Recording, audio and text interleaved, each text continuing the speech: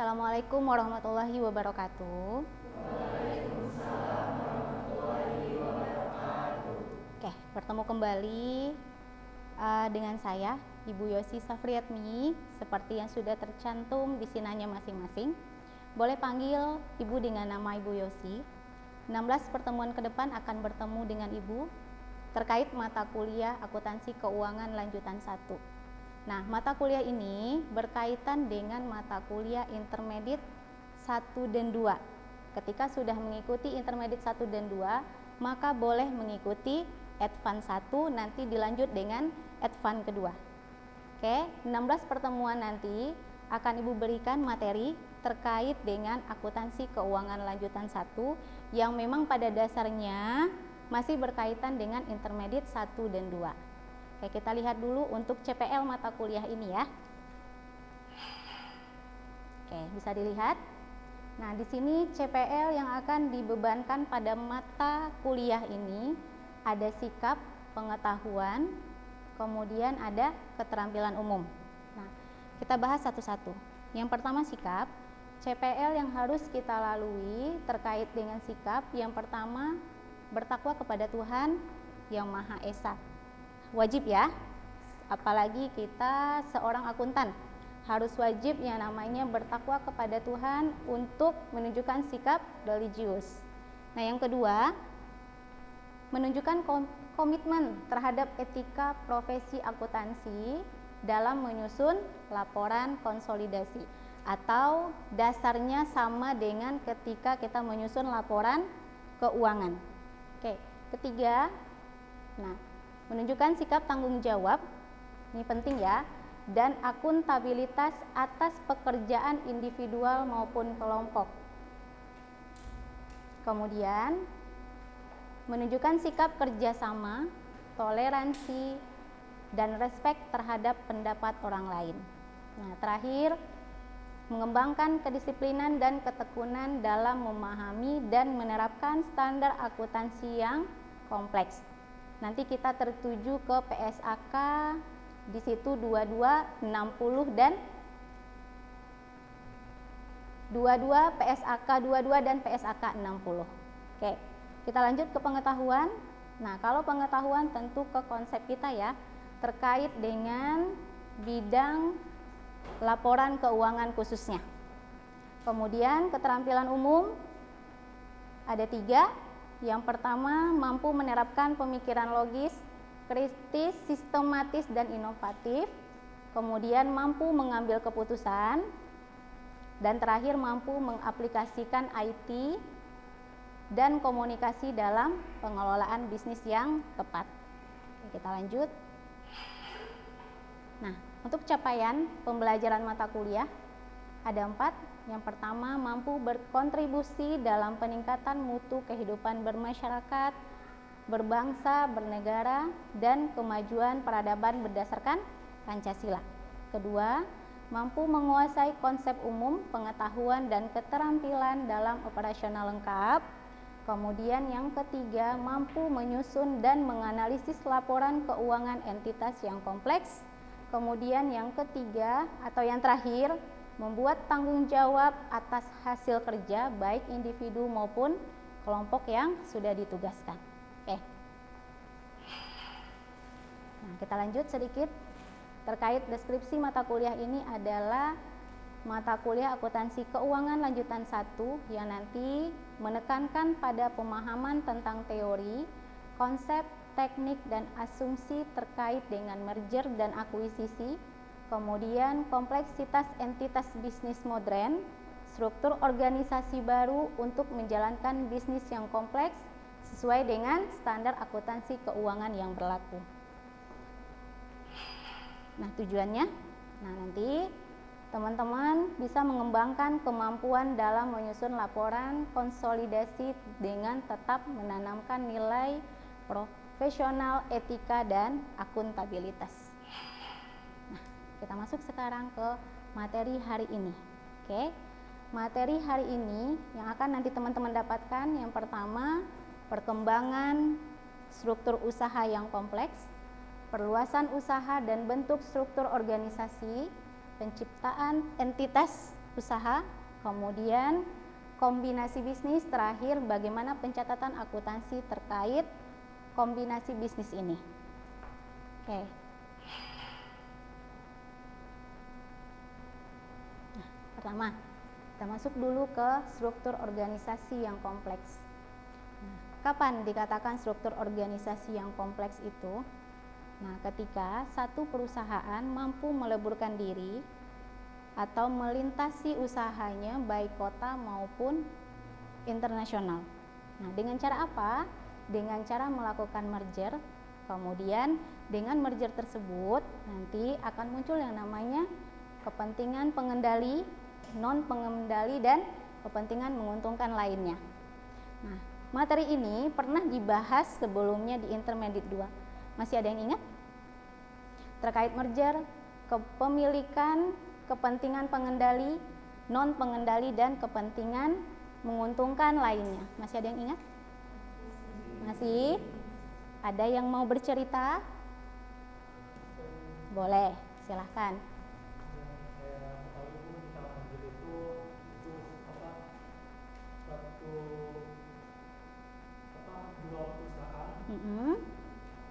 menjadi satu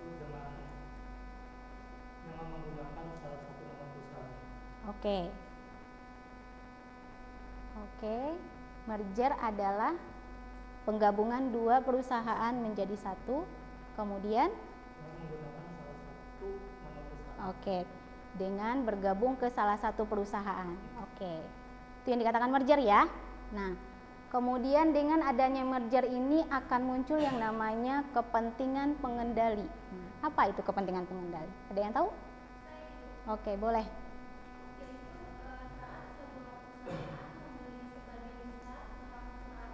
Tapi perusahaan yang dibeli itu tetap jalan sebagai perusahaan terpisah. Oke, itu kepemilikan kendali ya.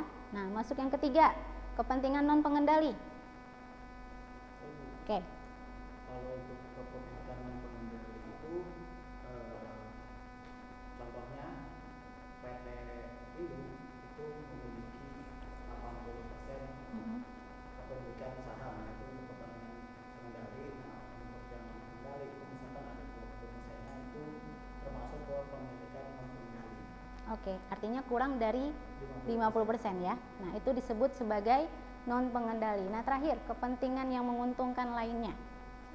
Boleh? Kepentingan menguntungkan lainnya itu kondisi di mana suatu perusahaan bisa memiliki kepentingan pada entitas lain walaupun tidak ada kepemilikan langsung pada entitas tersebut. Oke.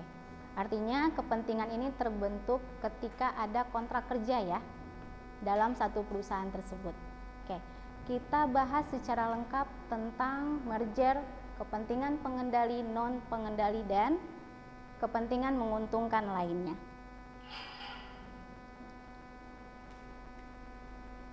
Oke. Yang tadi akan muncul yang namanya kombinasi atau combine dari satu usaha. Nah, apa itu kombinasi? Nah, dia adalah penggabungan atau pengendalian kepemilikan dua atau lebih perusahaan yang sebelumnya terpisah. Jadi ada satu perusahaan A, ada satu perusahaan B, dia terpisah masing-masing, kemudian melakukan penggabungan menjadi satu entitas yang baru. Itu disebut sebagai kombinasi. Nah, ada 3 cara untuk kita bisa melakukan kombinasi ini. Pertama, tadi sudah dibahas. Nah, merger ya. Oke, tadi sudah disampaikan Dimas, merger itu adalah penggabungan dua perusahaan, kemudian menggabungkan ke satu perusahaan. Oke, seperti contoh 2 tahun lalu ya. Nah, seperti mergernya Bank Syariah. Nah, merger ini bisa dilakukan dengan 3 bentuk. Ada horizontal, artinya sesama ya, satu perusahaan yang sama. Ada yang vertikal, perusahaan berbeda bergabung menjadi satu. Kemudian ada yang konglomerat. Nah, ini lebih fokus ke perusahaan-perusahaan besar ya. Nah, kalau merger horizontal bisa kita lihat contohnya ke bank-bank syariah. 3 bank BUMN bersatu menjadi satu, yang sekarang kita sebut sebagai BSI atau Bank Syariah Indonesia. Nah, itu dia disebut sebagai merger. Nah, yang kedua ada yang namanya konsolidasi. Nah, pernah mengenal kata konsolidasi atau membaca? Pernah? Nah, ini hampir sama dengan merger ya. Kalau kita lihat contohnya dia hampir sama. Nah, kalau ini bedanya dua perusahaan yang sama bergabung menjadi satu, membentuk satu nama perusahaan. Contoh tidak jauh seperti PT Indosat dengan PT Tri. Ada yang masih memakai kartu tersebut? Ada. Nah, coba dilihat bagian atasnya ya. Nah, Indosat dengan Tri bergabung menjadi satu, maka sekarang dikenal dengan Indosat Ooredoo. Benar ya? Nah, itu disebut sebagai konsolidasi. Nah, yang ketiga, melalui akuisisi. Nah, kalau akuisisi, kita akan berbicara mengenai pengambil alihan aset ataupun saham. Nah, kalau di sini akuisisi dikatakan sebagai pengambil alihan kepemilikan suatu perusahaan oleh perusahaan lain yang dilakukan dengan cara membeli sebagian atau seluruh saham perusahaan. Oke, di mana perusahaan yang diambil alih itu tetap memiliki hukum sendiri dengan maksud untuk pertumbuhan usaha. Ada dua bentuk, ada akuisisi aset. Kita lihat dulu. Ada yang namanya akuisisi saham. Nah, apa yang dikatakan dengan akuisisi aset, Bu? Nah, kalau akuisisi aset, nah perusahaan bisa memilih aset mana yang akan diakuisisi oleh satu perusahaan tersebut.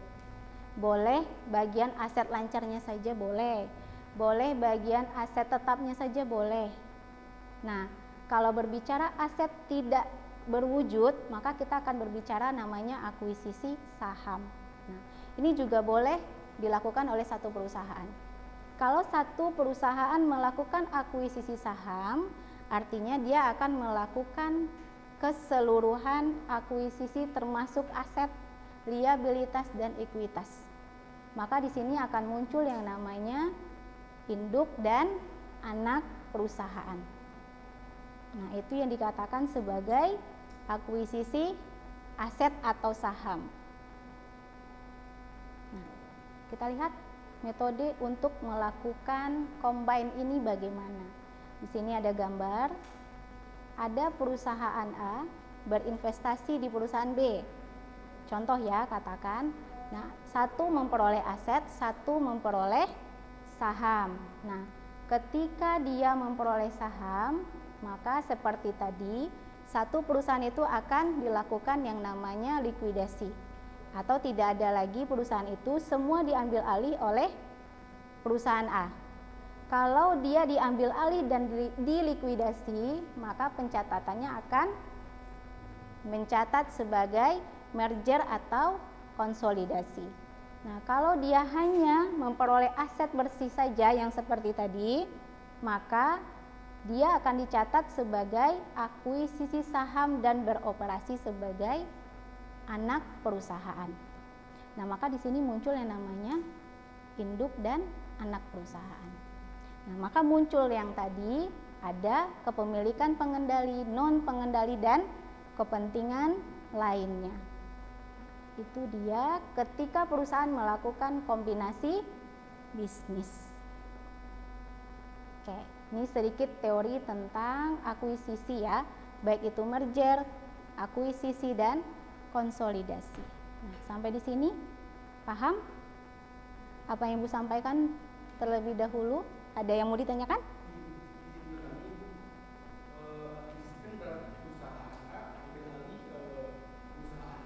Oke. Jika kedua perusahaan itu berbeda, bidang di BPN berbeda, apakah itu akan menguntungkan perusahaan yang mengakuisisinya? Oke. Ada perusahaan A, ada perusahaan B. Perusahaan A katakanlah di bidang properti. Nah, perusahaan B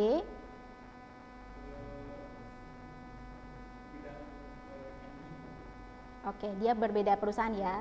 Nah, kemudian dia melakukan akuisisi. Nah, kita lihat dulu apakah yang dilakukan akuisisi aset atau saham. Nah, kalau dia melakukan akuisisi aset, artinya perusahaan A akan membeli aset perusahaan, contoh katakan asetnya hanya dalam berupa peralatan saja atau persediaan saja.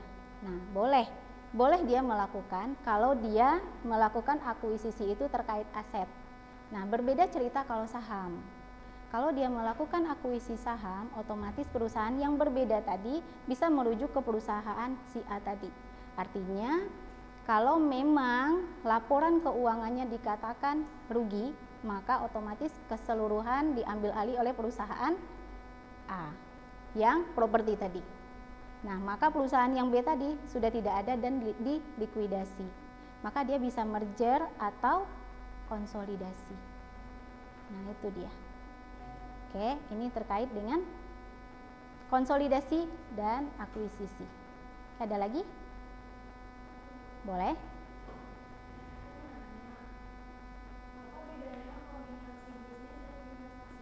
Oke. Apa bedanya kombinasi dengan investasi? Nah, seperti yang sudah Ibu jelaskan ya, kombinasi ini sama dengan kita berinvestasi ke satu perusahaan, kemudian pasti mencari yang namanya keuntungan. Sama dengan investasi. Kita juga berinvestasi atau meletakkan uang ya, meletakkan uang kita ke suatu tempat, kemudian tujuannya untuk mencari keuntungan, benar sama. Nah, apa bedanya? Nah, kalau kombinasi itu dilakukan atau ketika contoh, katakanlah Dimas melakukan kombinasi dengan cara akuisisi ke perusahaan Nugroho. Oke. Nah, kemudian yang dibeli adalah keseluruhan ya, baik itu aset ataupun saham. Nah, di situ dia pasti akan atau Dimas pasti akan mencari satu keuntungan. Benar ya?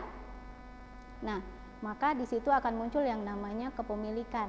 Nah, bedanya dengan investasi, biasanya kombinasi ini pasti akan persentase kepemilikannya pasti di atas 50%. Artinya ketika dia melakukan kombinasi, maka dia masuk ke ranah operasional perusahaan. Atau langsung masuk ke dalam operasional atau semua bagian dalam perusahaan. Berbeda ketika investasi. Kalau investasi biasanya cenderung lebih di bawah 20%. Artinya dia hanya mencari keuntungan semata, tapi tidak bisa melakukan atau tidak ada hak kendali atas operasi perusahaan. Nah, itu bedanya. Paham? Paham ya? Oke, ada lagi? Cukup? Oke, kalau cukup artinya paham dengan apa yang Ibu jelaskan hari ini. Kemudian oke, silakan. Oke ya. Silakan untuk mengklik ini, kemudian mengerjakan tugas yang dikerjakan.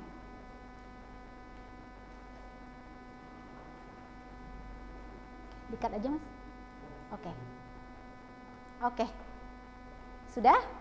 Sudah dikerjakan? Oke. Kalau sudah, artinya apa yang sudah dijabarkan hari ini sudah jelas ya, terkait dengan teori kombinasi. Nah, sekarang kita masuk ke intinya bagaimana pencatatan akuntansinya, Bu, kalau kita berbicara kombinasi. Kayak di sini ada contoh. Contoh ini adalah ketika satu perusahaan melakukan akuisisi secara penuh, artinya kepemilikan di atas 50%. Kayak di sini ada contohnya. Boleh dibacakan? Konita, boleh dibacakan?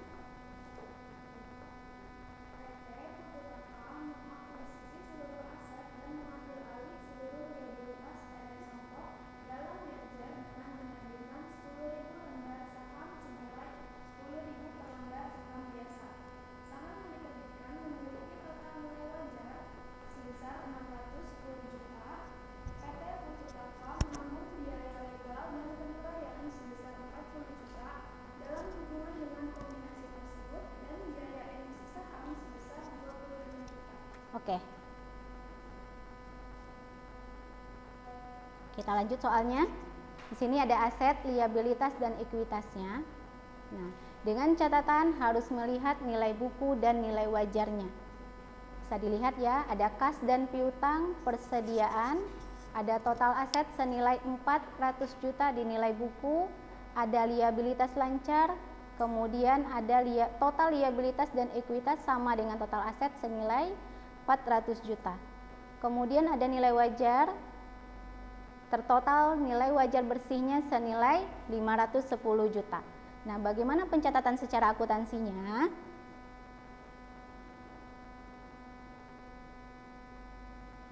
Karena di sini kita berbicara nilai bersih, kemudian ada nilai wajar, maka kita cek dulu berapa biaya perolehan investasinya ketika ada nilai wajar yang dapat diidentifikasi. Oke, di sini biaya perolehan tadi di soal ada 610 juta. Nilai wajar aset bersihnya yang kita dapat identifikasi senilai 510 juta. Di kolom bagian kanan ada nilai wajar yang dapat diidentifikasi senilai 100 juta. Nah, dari mana angka 100 juta, Bu? Nah, kita dapat dari pengurangan biaya perolehan investasi dikurangi dengan nilai wajar aset bersih. 610 juta dikurang dengan 510 juta. Nah, kemudian di samping kolom sebelah kanan lagi ada selisih lebih nilai wajar di atas buku yang dapat diidentifikasi senilai 210 juta. Nah, dari mana angkanya, Bu? Kita dapat dari nilai wajar aset bersih kita kurangi dengan nilai buku aset bersih senilai 300 juta. Maka didapat 210 juta. Maka nilai selisih tadi kita totalkan, kita sebut sebagai total selisih diferensial senilai 310 juta. Oke, maka secara akuntansinya seperti ini. Paham? Paham. Oke, kita simpulkan materi hari ini. Nah, oke, kesimpulannya, akuisisi antar perusahaan merupakan proses pengambil alihan kendali atas suatu perusahaan oleh perusahaan lain, biasanya melalui pembelian saham mayoritas ataupun seluruh aset bersih perusahaan target. Nah, seperti apa? Seperti tadi ada merger, konsolidasi, dan akuisisi saham. Ada akuisisi aset, ada akuisisi saham.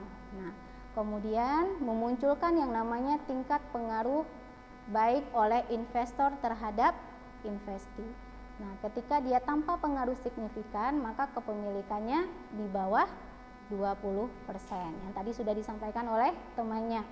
Nah, kalau dia berpengaruh signifikan, maka kepemilikannya 20 sampai 50%. Nah, terakhir ada kendali penuh, pasti kepemilikannya di atas 50%. Nah, dia mempunyai kendali ya, masuk ke dalam operasional perusahaan. Nah, demikian kesimpulan atas mata kuliah kita pada hari ini. Oke, kita cukupkan sampai di sini. Kita lanjut di minggu depan. Oke, kita tutup dengan membaca hamdalah. Oke, terima kasih atas kehadirannya. Saya tutup dengan assalamualaikum warahmatullahi wabarakatuh.